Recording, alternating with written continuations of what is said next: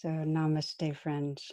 Thank you for joining us, and really a welcome, of course, to all of you in the United States, but also so many different countries. It just always touches me to see where you're joining in from, which means that it can be very late at night. So I'm grateful, and I'm particularly glad to be together this evening.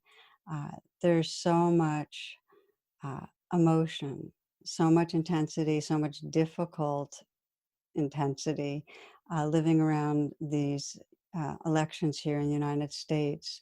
And of course, so many of us knowing that even supposedly when the elections are concluded, there's not an end to the challenges this country and the world is facing. So many fronts.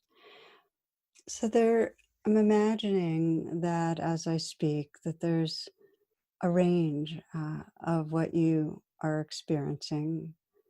For some, a continued kind of anxiety, fear, for some, hope, some anger, some maybe feelings of great aversion or hatred, some grief, and a lot more. So I wanted to kind of, right at the beginning, pause and just invite you to sense, what has been stirred up in you. What's the most predominant feelings, perhaps, that you're experiencing today, these moments.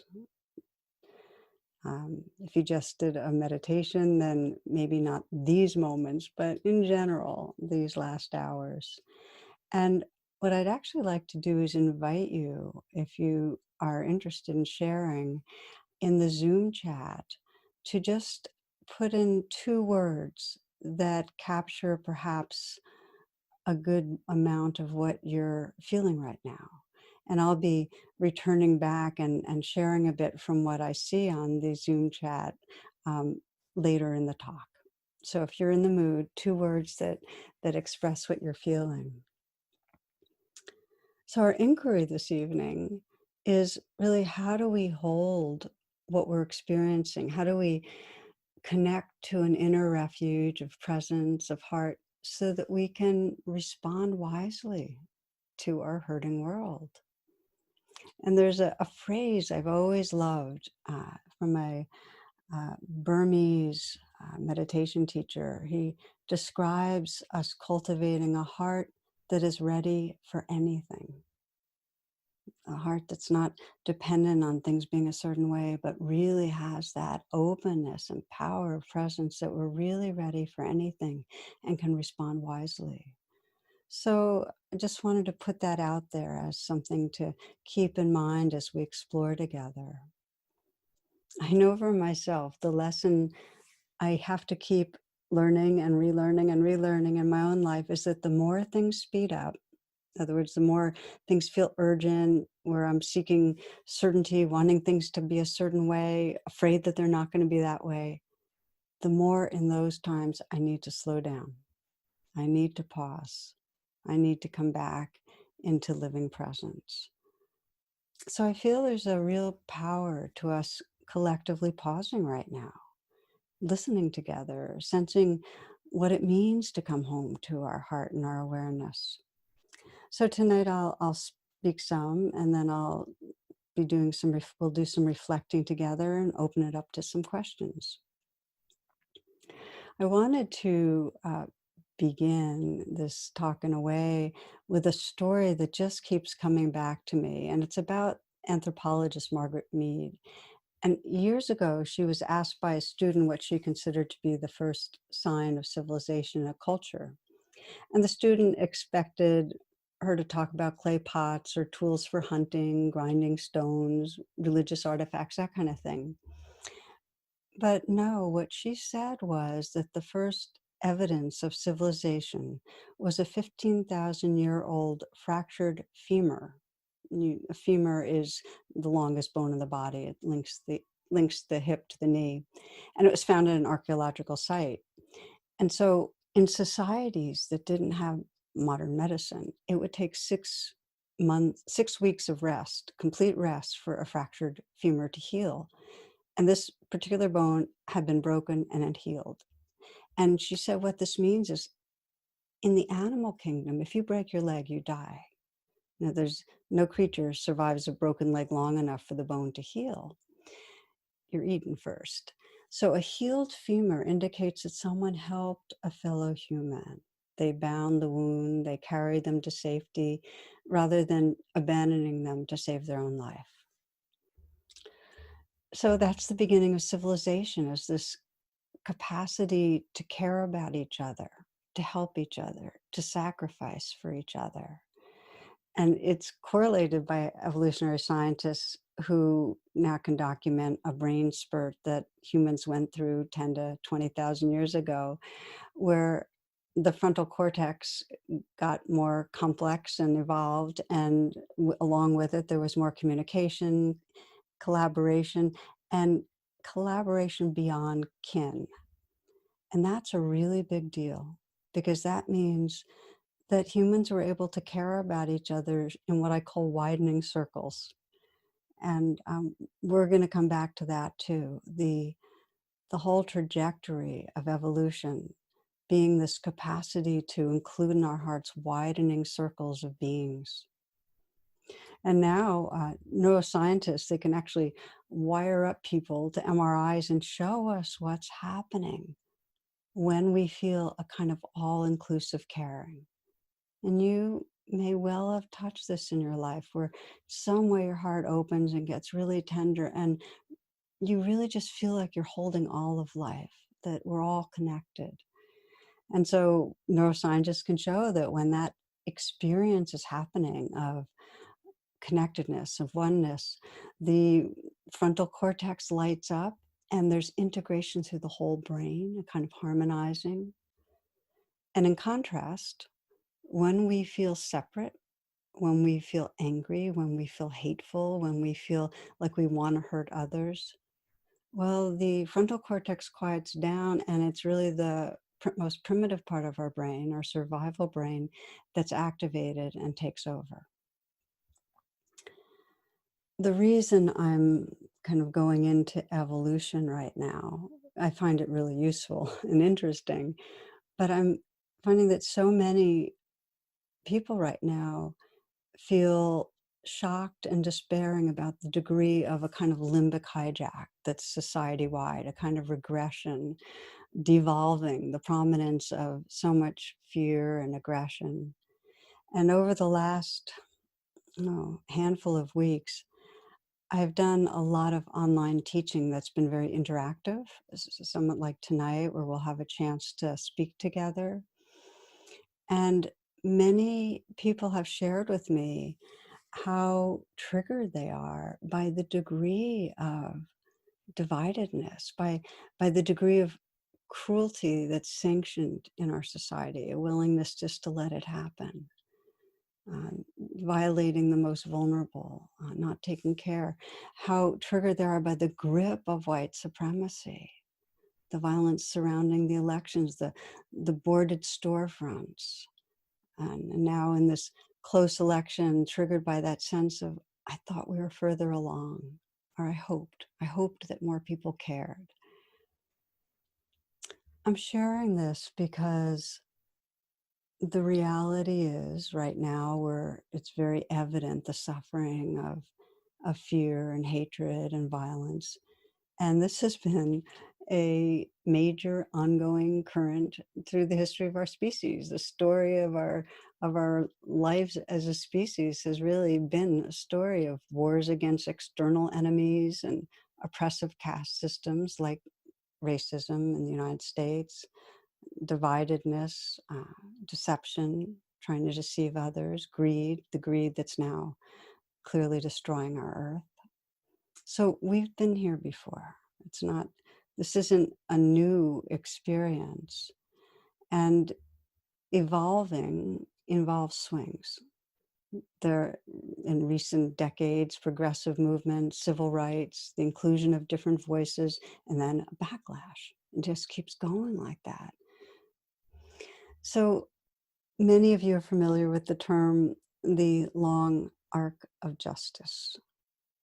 And I think the reason that phrase is so resonant for so many of us is that there's this wisdom in it that we are evolving, and it's through generations. A few weeks ago, I had a conversation with Resma Menachem, and it was a podcasted conversation about trauma of racism. And he said that he looks at it like it'll take 9 more generations to repair, to heal the trauma that's tearing so painfully at our society. 9 generations. I was thinking today of Sri Lanka.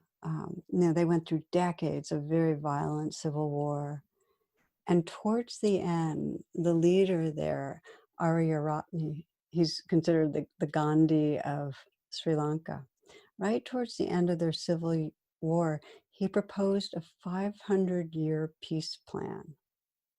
A 500-year peace plan. He said it took hundreds of years to create the suffering of that civil war, and it's going to take hundreds of years to cultivate the trust, the understanding, to make repairs that create true belonging. But here's what's important. It's that when we speak of the long arc of justice or the 500-year peace plan, the assumption is it is possible. And we're part of making that happen. We're part of manifesting. And it has everything to do, and this is really what I'm hoping to hone in on in this talk. Our society needs us. And the world we want to create is nourished by how we live today, November 4th, and tomorrow, November 5th. And the invitation is, can we sense what's going on inside us and pause and arrive in presence, in a presence of heart that allows us to then act from love, from wisdom? Can we be part of that trajectory? And I want to be clear that when I say come into a present heart space, it doesn't mean that our emotions are gone. I mean, mine aren't. I have felt all sorts of waves of strong emotion. I'll speak to that in a bit because I want to share with you. But it doesn't mean that our emotions are gone. We still are going to feel the waves of fear, anger, aggression, whatever it is. But it means that whatever emotions are arising, we don't get so lost in the reactivity. It means we can find our way back home again to some remembrance, some sense of where the ocean and the waves are moving through us, that the waves don't define us, that we don't have to believe our thoughts, that other people are feeling this too, and that there's a space of wholeness and presence and care that's really more the truth of who we are than when we get hooked by our reactivity. So the deal is that the more we pause and practice meditation, which is this coming home and coming home, the more remembering. What we practice gets stronger. Or said differently, enlightenment is an accident, and meditation makes you accident prone. And I love that. So here's an email that I got a few weeks back, and it inspired me, so I'll share it with you. And this is a woman from Ontario sent it. She said, I recently taught my 4-year-old Rain as a way to help her when she was feeling frustrated, sad, lonely, bored, or even happy. So far, it has been me helping her with it. But tonight at bedtime, she told me she did it at school on her own. She was getting upset about the mask she had to wear. She said she went to her cubby and practiced Rain instead of throwing a fit, and I'm putting quote signs in the air. Those were her words. She said she was feeling frustrated, so she sat and felt it, and it was in her belly, and after a few minutes, she felt a little better and took a deep breath.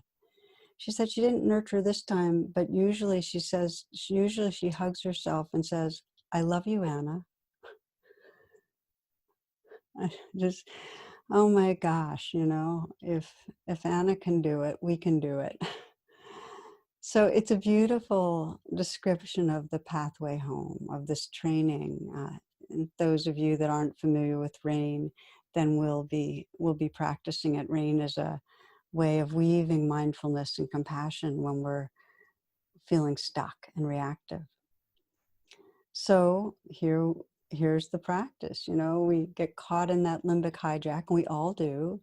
We pause, we go to our cubby, we create a space, and we recognize what's going on, and we allow it to be there. We investigate, feel it in our body, breathe with it maybe, bring in some love. And then, of course, just to say that sometimes the hijack is super strong. It's more in the trauma realm. And if it's too much, then we take extra time finding a safe cubby, extra time grounding, breathing, bringing in some self-nurturing. So I mentioned that I've been caught up in all sorts of strong emotions, and I wanted to share my experience this morning. My normal habit is that I don't go anywhere near a tablet, a screen, until I've done I usually go for a walk by the river and do a meditation. But this morning I went ahead and looked, and immediately my entire body, I just felt a contraction. I felt kind of sick to my stomach a bit, stirred up. So I went into my cubby, which is going to the river. I live very near the Potomac River, and walked to a spot that's really very precious for me. And I read you that poem on purpose, the piece of Wild Things, because for so many of us, our cubby is finding some refuge in nature. Our cubby can also be connecting with another person, going to a safe space. There's many ways. So there I was. I had found my cubby by the river, and then I began to practice rain. And the R of rain, what I recognized initially was a sense of grimness, dread, and anger. It was just really tight. Um, and then the A was allowing it, saying this belongs, letting it be there. Others are feeling strong feelings too. It's a time collectively, societally, where there's a lot going on, and there's a sense of huge amount of tension around these elections and so much more. So letting it belong there. And then the investigate. I could feel that grimness, and it had a mix of dread and disappointment. Other words come to mind. But when I started feeling under it,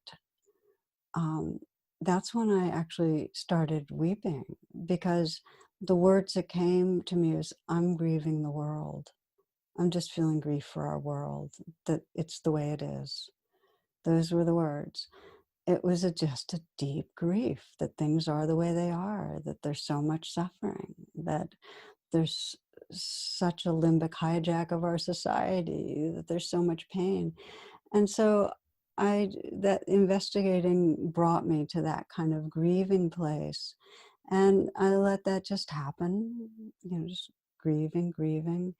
And gradually kind of felt that I was just holding it with this real tenderness, prayerfulness. That's what was holding the grieving place. That was the nurturing. And I quieted down. Somebody reminded me of this quote by Thich Nhat Hanh, that the tears I shed yesterday have become rain. There's a sense of, with the tears, with the rain practice, of softening and opening. And after we do rain, there's what I call after the rain, which is something that if you miss it, you're missing really the low-hanging fruit. Because after the rain is when, for me, it's just sensing, okay, so what's the presence that's here? What's really here? And what I found was just a lot more space to be with the world, with what's coming up, more what I call heart space. And I like that word because it's not a heart, sometimes sounds like it's a defined place, but heart space is this tender space of caring. And from that, as I walked back from the river, it was so much easier to remember how many people care. I remembered all of you, really. This growing community of beings that care. And I remember that no matter what, we can just keep holding hands and keep waking up our hearts and keep trying to live from that. So there was a sense of reconnecting with that heart that's ready for anything. And as you know, and as I know, it takes practice. You know, if we want to be part of the healing, uh, we need to start right where we are.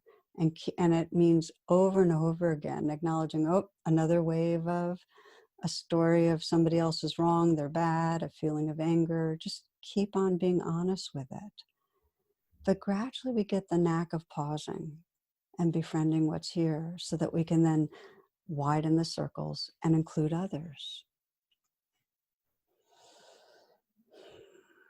You know, the Dalai Lama, some years ago, he said that if every 8-year-old was taught mindfulness, there would be no more war next generation.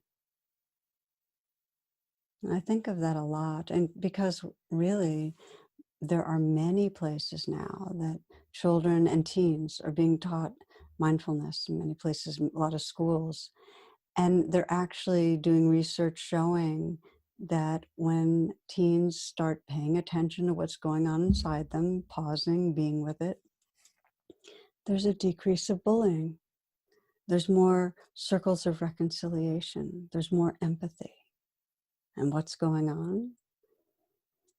If we know how to bring that kind of attention to what's inside us, if we really kind of learn to stay with our own edgy experience, raw experience, we start getting kind and friendly towards it, and then we're able to be with others, and we can sense their vulnerability more easily. We feel more connected.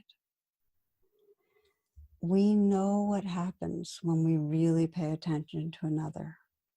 We saw it collectively as a society this summer with the horror of witnessing the killing of George Floyd, and then looking more closely at how many Black bodies are being violated by our justice system on the streets, how much violence. There's just been this waking up to we're part of a racial caste system. And for an increasing number of people, that recognition, this really imprisons all of us. It's for so many, this sense of really wanting to have an inclusive society, a more representative democracy. And we're all having to reckon with that in moving towards 2042, you've heard the date when whites become the minority. In moving towards that, there's increasing reactivity and fear and fight to hold power. And the violence of white supremacy will intensify, not just fade. I want to say that when I speak of caste system, when I speak of becoming more sensitive to the vulnerable beings in our society, to those who are oppressed, race is central, and I'm including all who are oppressed due to class, due to sexual orientation or gender identity, body size, physical ability, and so many more identities. What we're really talking about is widening the circles of compassion so that we're not leaving anyone out of our heart or out of our society. So all beings, the dignity of all beings is truly recognized and cherished. So we're looking more now. How do we practice this widening of the circles? And where in your life can you sense that there'll be more freedom, more healing if you can widen the circles, either in your personal immediate life or bringing in groups and others that are different from you? It's a really crucial question. I'm imagining that most everyone listening right now has someone in your life, at least, who you're really aware you've created separation with. I think we all do that, often with many people, but somebody maybe where you feel that they're inferior or wrong or bad for some reason. Maybe it's a personal conflict of needs, or maybe there's a distancing because of race, or maybe it's because of views. That's the big one right now, isn't it? That we have people in our life, often it's family members, and it's so painful when there's different views of reality. And how do we hold people in our hearts? That's a question that has come to me many, many times. And what I come back to is simple in a way, that like the 8-year-olds, we need to keep practicing mindfulness, deepening attention, feeling what we're feeling, and then having the intention to see past the mask and remember our shared heart space. I'll share with you, some of you may have even been with me for this. In 2016, I was on retreat. There were about 100 of us during that election. And there was a huge amount of reactivity at the retreat center. Word got out. And one teacher was meeting with one of these students who had voted for Trump and who was feeling ostracized by others at the gathering. So the teacher and the student were talking, and they were talking about their different views and their different realities.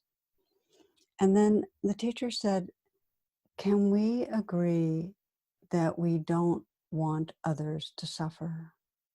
Do we both agree on that?" And they both totally agreed on that. And that was where the heart softened. I mean, they may have totally different ideas on how you get to that, but they could honor each other for their caring. Now, sometimes that's not possible. Sometimes our widening the circles just begins by us being with people where we can start honestly naming where we're stuck, where we can't forgive. We may have the intention to open our hearts, but we just feel locked in and threatened and unable to. I have a friend, Frank Ostaseski, that probably many of you have heard of. He founded Zen Hospice, and he's an author and a very deep, wise teacher. And he described teaching a workshop on grief and forgiveness in Berlin. And he described, as the workshop was ending, a woman in the back of the room stood up and said, "I've been listening to you talk about forgiveness, but my father was a prisoner in the concentration camps, and I can't forgive his killers. My heart is like ice." The whole room went silent. Again, the only appropriate response was to bear witness. And then another woman on the other side of the room raised her hand to speak. And Frank's thinking to himself, okay, the stories of the camps are all going to come, all the losses now. And she stood up and she said, "My heart is like ice too. It feels like a stone. My father was a Nazi officer who was a guard in the camps. I know that he killed people. I can't forgive him." Silence. And then these two women did this amazingly brave thing. They made their way across this large conference hall, 200 people, and they embraced. They didn't say a word. They didn't have to. They just held each other. And their action was this clear recognition that they were no longer alone in their pain. For that moment, their suffering was all of everyone's suffering. So the circles of compassion widened. We just start where we are, with the truth of where it hurts. We open to it. We try to hold our own being. We share what's real with each other. And where we can, we begin to try to widen the circles where we've created distance. Start really where it's easier. You know, you may have somebody in mind that's where you just, if there's, especially if there's trauma and abuse, where it's not healthy to forgive. The work is self-compassion then. But you may have somebody in mind where there's distance. And even if you can just say at some point, you know, I know we're living with entirely different worldviews, and I still love you. You matter to me. Maya Angelou says, I've learned that people will forget what you said, people will forget what you did, but people will never forget how you made them feel. Can we let someone else feel more accepted and loved by us? This is widening the circles, and our world needs it. So friends, it's a gift to pause. It's a gift to reconnect inwardly when things are stirred up, so we can bring our heart to this world that needs us. One of my friends, who's also a teacher, a couple of years ago, she was going into major heart surgery and she wasn't sure if she'd get through. And she asked herself, what's the most important message that I can share with those I care about?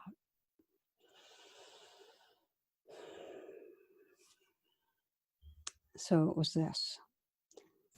She said, it's simply this: be kind to yourselves, to one another, to all living things, and to our dear Mother Earth, and let that kindness blossom into action. Okay, so let's practice a little. Let's just do a little bit of this practice of holding our own being in kindness, widening the circles. Take a moment, if it helps, to adjust how you're sitting. You might close your eyes and let your attention go inward. You might take a nice full breath.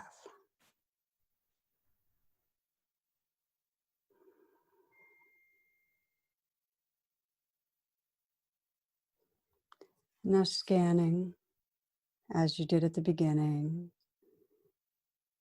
whatever current reaction is calling for your attention right now. Whatever reaction to our society, the elections, or if there's something going on in your personal life that is what's most strong, that might be to do with a relationship, health. But start with what's calling your attention. And take a moment to pause, go into the cubby, which means just take a moment to ground yourself, feel that you're here. If you've chosen something that feels traumatic, you might want to scale back and find something that's not traumatic. But whatever it is, just feel yourself here. Feel the weight of your body, feel the ground, the earth supporting you. You might look to your sides and see the room you're in. Look behind you. Just feel yourself right here. There's a degree of safety. You're right here. And feel your intention to explore what's right here inside you with gentleness and kindness.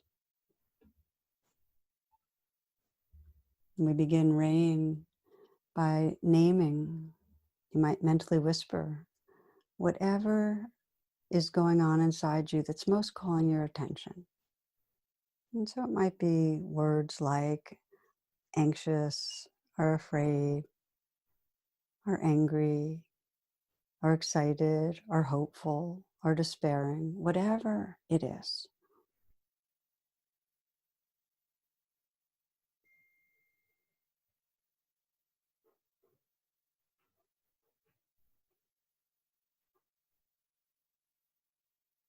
And whatever you've named, let it belong. You might even send the message, this belongs. This is the allowing.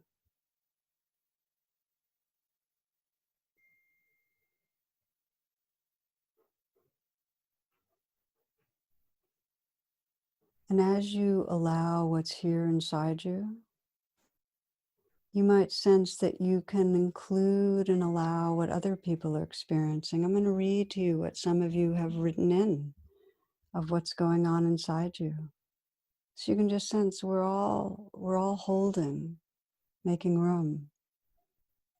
Uncertainty, anticipation, apprehension and hope, fear and hope, hopelessness, sadness and grief, grief and disbelief, anxiety and shock, overwhelm and grief, fearful, powerless, tired, anxious, dread, despair and hope, grief and sadness, disappointment, anxiety, grief, anxiety, hope and love, anxiety and fear, rage and despair, sadness, heartbreak, confusion and hope, grief and anxiety, sadness and unsettled, fear of racism, waiting, hoping, excited, nervous, compassionate, acceptance, blocked and frustrated, disbelief, disappointment, abused, angry, fear, worry.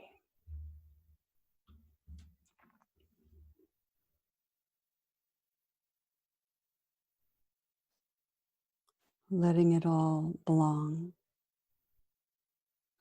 sensing the ocean, and these are the waves. And then feeling the waves that are most close into you, that are going on in your body, your heart. So we begin to investigate. You might again name them, let them be here. You might even ask, well, what's the worst part of this? What's most upsetting to me? What am I most afraid is going to happen? And then let yourself feel whatever response you have in your body, perhaps your throat, your chest, your belly. Let it be as much as it is.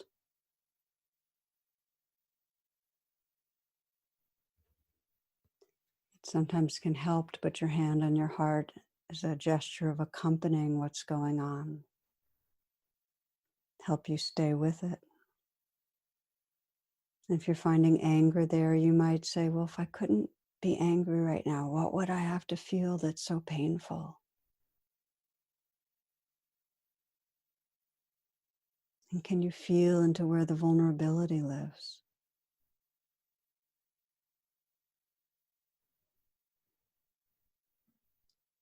You can even let your posture, your face express what you're feeling right now. Whatever it is, blocked, frustrated, anxious, angry, frustrated. Let your face, your posture express what you're feeling, then feel again into your body, right directly to where you feel it. Let your hand be touching your heart and let the touch get more tender now. And sense that you can offer some gesture of care to the place in you that's feeling reactive and that's hurting.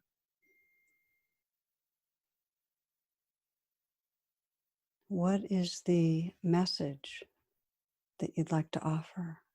Just like the little girl said, I love you, Anna. She hugged herself. What is it that brings more comfort, more ease? It could be simply, I'm sorry and I care about the suffering. It could be a tender prayerfulness. Please, may there be healing in this body, heart, mind, and in all body, heart, minds.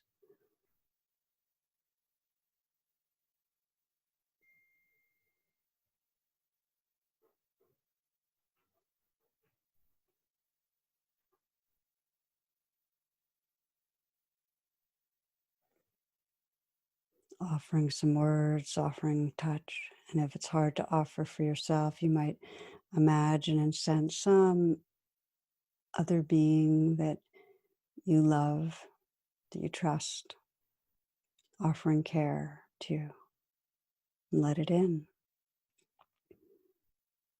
It might be a spiritual figure, could be your dog, just to feel that companionship, that offering.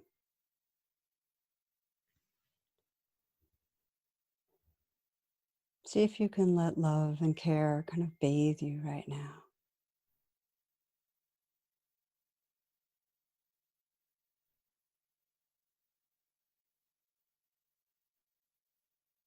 And taking these moments to sense the heart space that's here. Sense if there's more presence. Maybe sense the shift from the self that was feeling anxious or reactive to this presence that's aware and caring.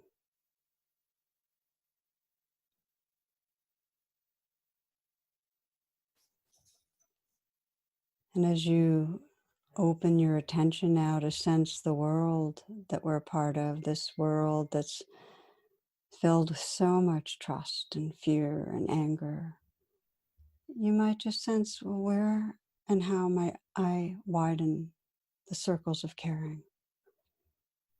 Where is there separation in my life or in my way of relating to the larger society?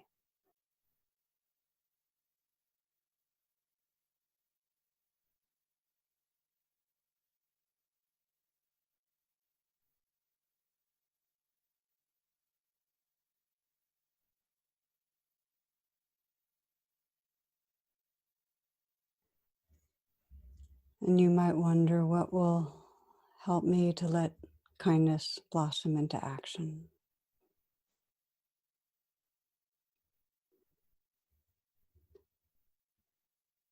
In these final moments, I'd like to invite you to just call on the wisdom of your own presence, the most awake part of your being, the wisdom of your heart space.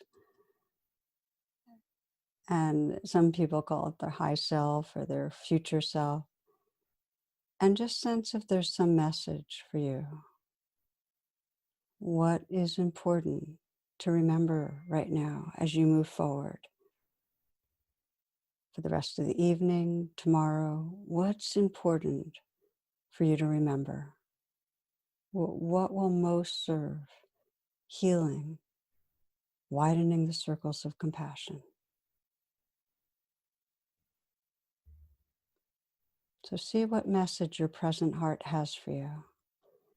And if you have a message that's just a few words, less than a sentence, you might share that with me by putting it in caps in the Zoom chat. A message from your higher self, what you want to remember in moving forward.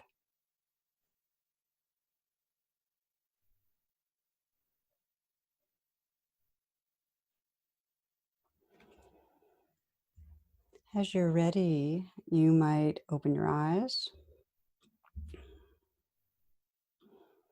And we are going to shift a little and explore some questions that you might have this evening. So, Leo, if you're here, yeah. Welcome, everybody. Tara, I think our first question is from Gail. How can I stay hopeful without feeling that hope is a form of clinging to an outcome that I really want? Mm, beautiful question. So just speak a little bit so I can hear, so we can see you. Oh, hi. Here I am. Ah, Can you see me now? It's kind of dark in my room. that's okay. If you keep speaking, we'll still get a little bit of it. Okay, I woke up in the middle of the night and that I couldn't sleep. And then I just kept thinking, you know, by hoping so much that there would have been this, you know, landslide of people seeing that we needed to change, and there wasn't. And I was so clinging to that outcome, and then I felt that that is against all the Buddhist teachings that I've been taught. You know, that you're not supposed to cling to something. So I can't reconcile it. I need an expert's guidance. Yeah, just Oh, again, your I name is, just realized I had a vision on my candle, not me. there we go. There we are. Now I can see you. So what I'm hearing you say is that you're actually being quite mindful because you're aware that you really did cling to an outcome and what it feels like when you cling to an outcome and then it doesn't work out the way you want it to, and what happens. So there's a really big difference between wise hope and having an expectation or a clinging around an outcome. And you're already tuning into it, Gail. And it's an important inquiry for us all. I started talking about a heart that is ready for anything. Our heart can't be present and responsive if we are hitched to having to have things a certain way. That's the teaching, and that's what when you're talking about the wisdom of the Buddha, and the Buddha basically said, cling to no thing whatsoever. So we can hope, right this moment together that there's a possibility of healing, of more compassion, of taking care of those who are oppressed, of actually repairing ourselves so we're not caught in this racist caste system forever. We can have hope in that.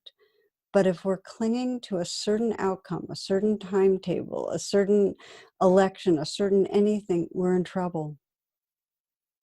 Does that make sense? Yeah. It's the precision of the hope that is the problem, as opposed to hope as a emotion.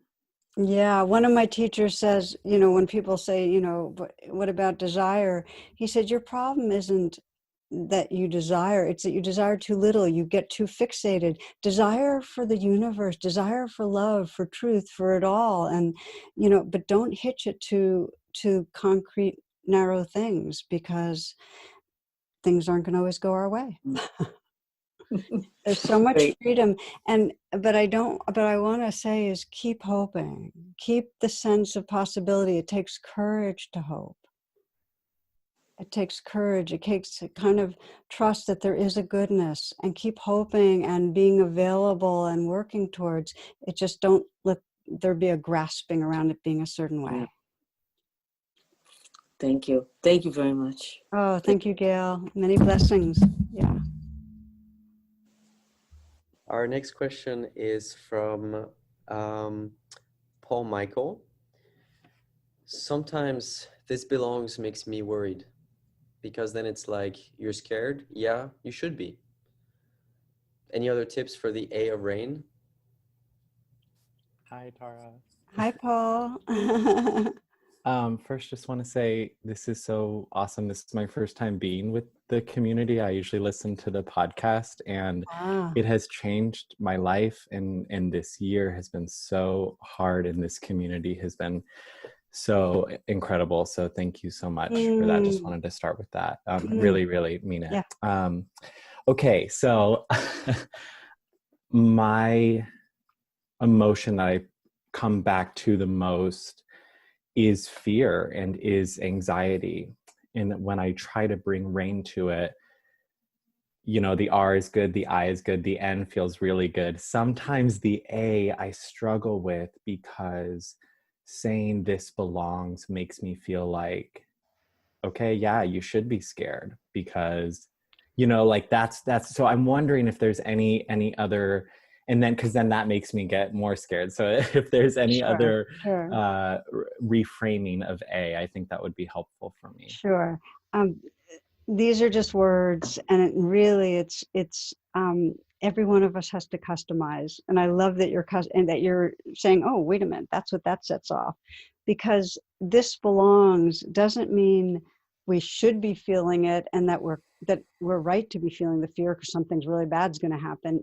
This belong means that it's this wave that we're feeling is here, so it's part of our nervous system right now. It's part of what is. It's kind of a courageous acknowledgement of reality of the moment. It's not saying that it's going to always be here, or that the content of the fear is right.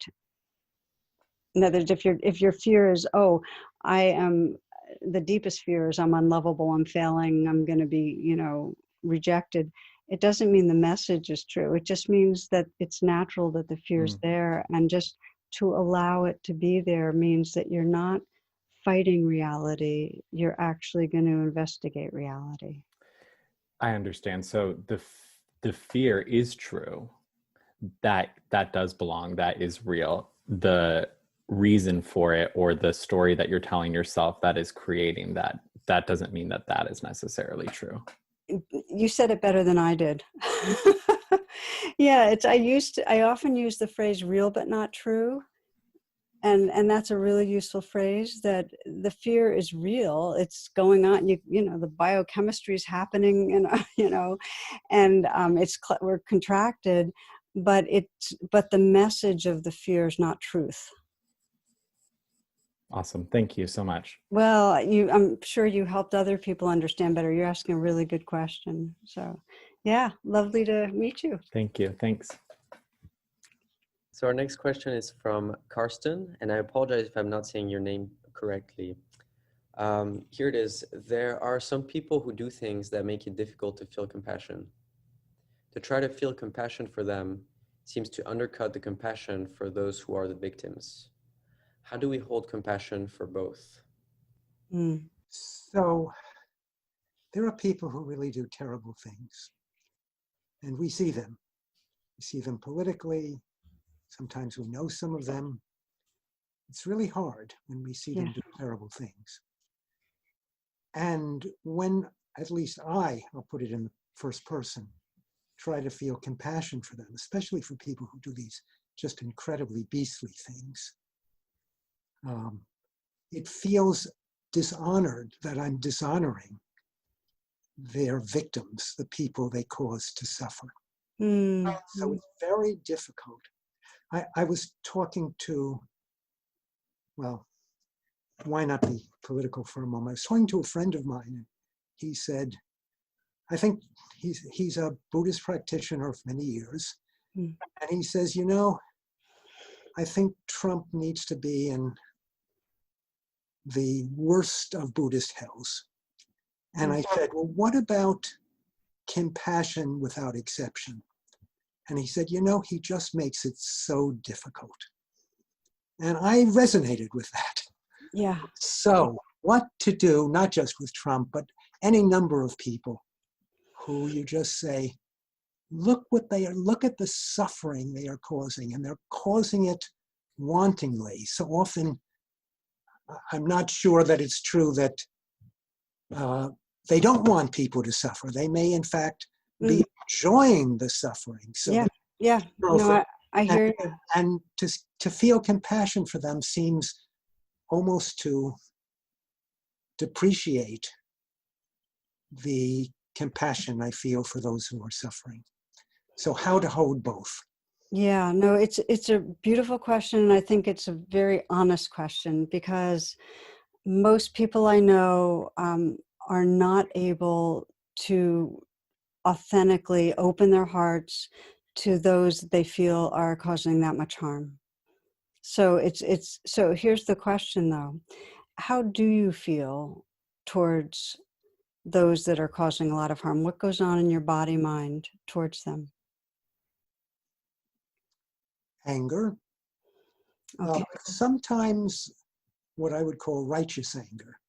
anger Mhm. against injustice, not just Mhm. I'm angry at them, I'd like to hurt them. Just a general sense of I wish they weren't there. I wish Uh-huh. they'd go away.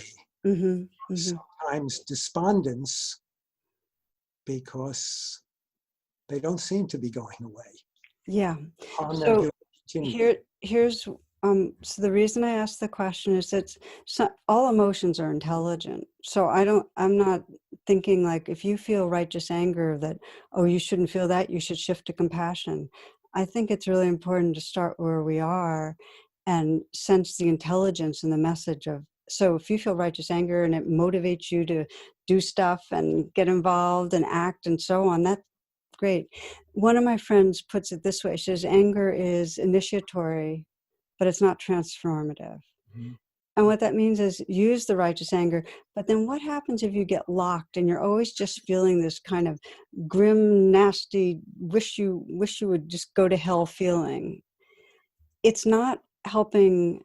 It's not helping the world, and it actually creates hormones in your body and biochemistry that's not so good for you. And it actually leaks into other things. And I don't think it means that you're then going to be more tenderhearted towards the victim. I think it just tightens our heart.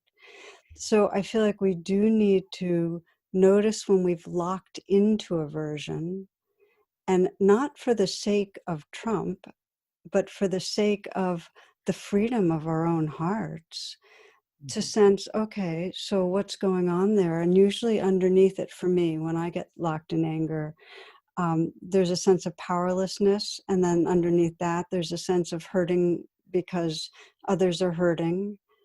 And then again, to care. And if I can go down that path, my heart's more tender for the victim, for whatever. And ultimately, from that place of caring, I am more clearly able to discern pathology and where people are hurting, even those that are causing harm. Yeah. So it moves towards more inclusive. But the first step is just to realize it doesn't serve you to have the anger lock in. That's all. Yeah.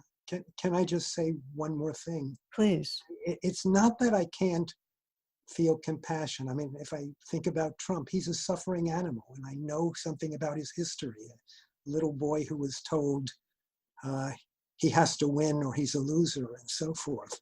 I can feel compassion for him. It's that when I feel the compassion, I feel conflicted about feeling the compassion for this person who's done so much harm to others. So it's not that I'm locked into the anger, it's that I feel conflicted in the compassion.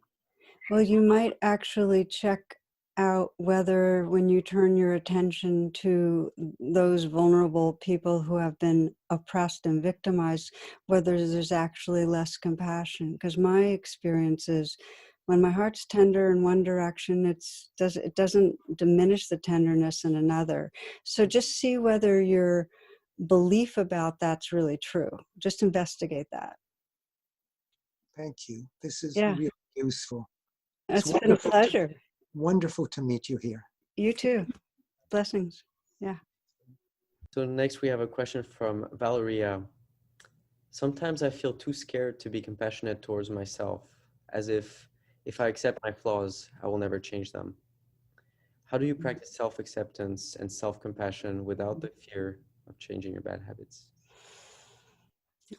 Okay, Valerie.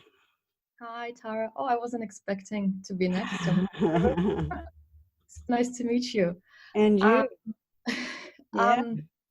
Yeah, I feel, I have this constant conflict about being nice to myself. I'm always very hard on myself.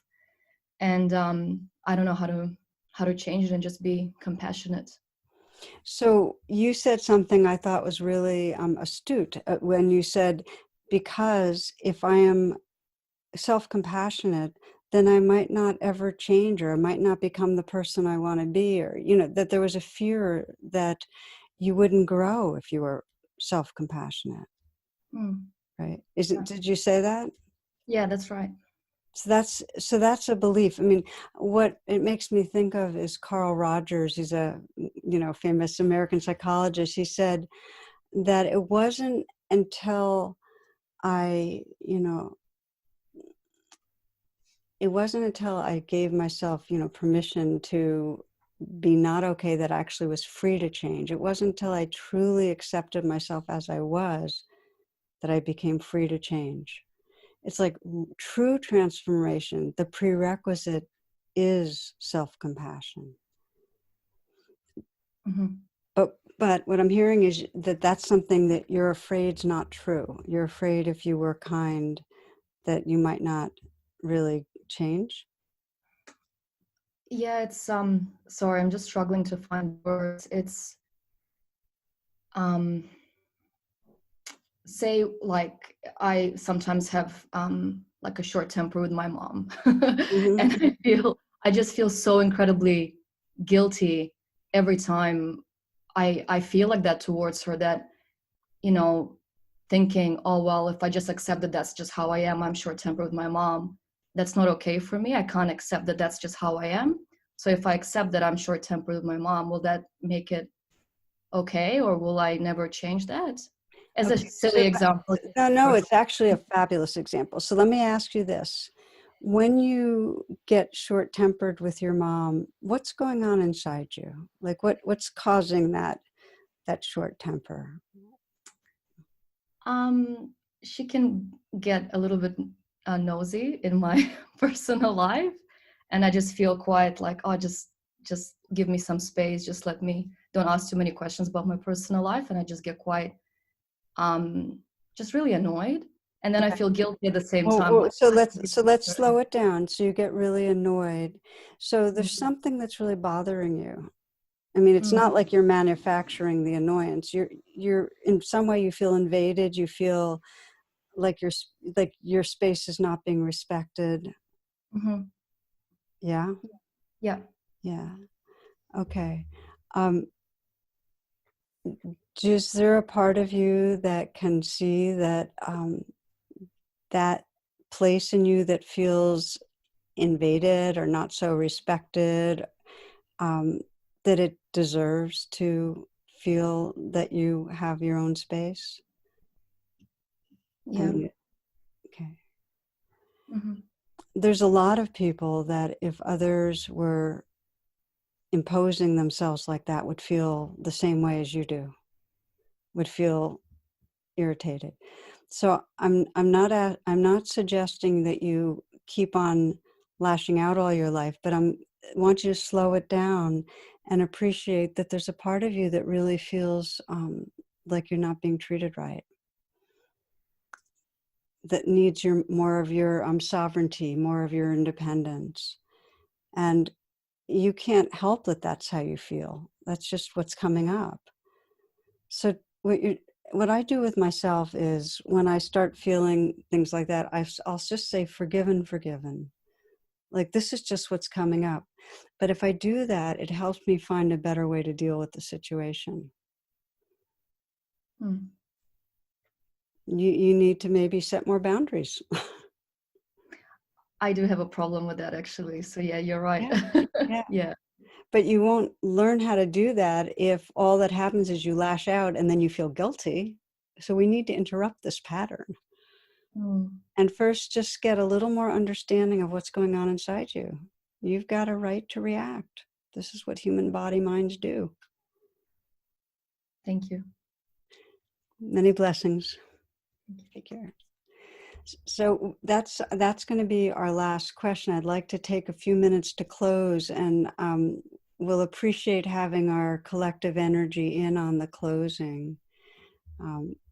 I feel like you've been a really wonderful group. I can feel the support for each other, and the questions were really beautiful. So just to do a bit of a closing reflection together, and again, to invite you just to take a few full breaths and close your eyes.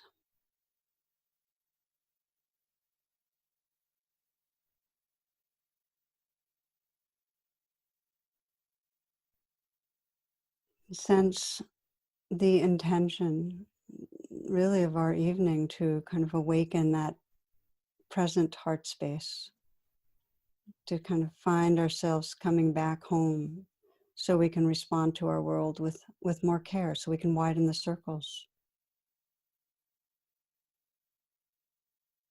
And I asked that question, you know, what's the message from your wise self that will help you in moving forward and in widening the circles? And just again, connect with whatever message resonates. And I'd like to invite you to also hear some of the messages other people have experienced or have been offering to themselves, and just so we can actually be uplifted by the collective wisdom that's here. I'll just say them. The first one is, remember, they need love too. The next, be curious. This too shall pass. Put kindness first in every interaction. I will be okay. All is well. Just love everybody. Fearless compassion. Don't lose hope. You are worthy of love. All beings deserve love. The universe bends towards good. Look for the people who are helping. That's Fred Rogers here. It's amazing who shows up at these classes. No matter what happens, I stand for equality, and I will keep fighting for it. Connection creates integration of the brain. You may be here. You have a place here. You are part of this world, part of this healing. You are meant to be here. Surrender to the wisdom of presence. Rest, allow. Trust the process. You're stronger than you give yourself credit for. Don't fear, it may never happen. Love heals. Know your potential, capacities, worth. We are love. You can take all the time you need to heal. Where there's hatred, may I bring love, despair, hope, forgiveness and compassion to what is. Hold yourself with kindness and everyone else. Walk in kindness and stay connected. Love will prevail.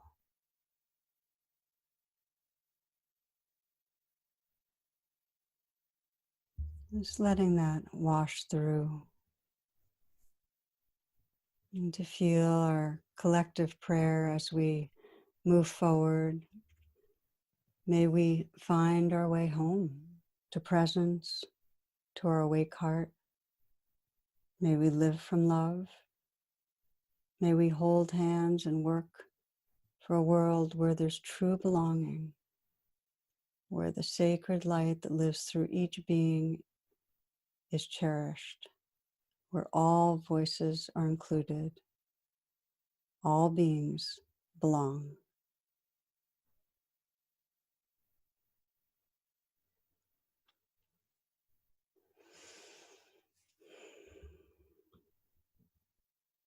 And taking a nice full breath, open your eyes when you're ready. I want to thank you, each of you, for being part of this, those that are joining us live stream.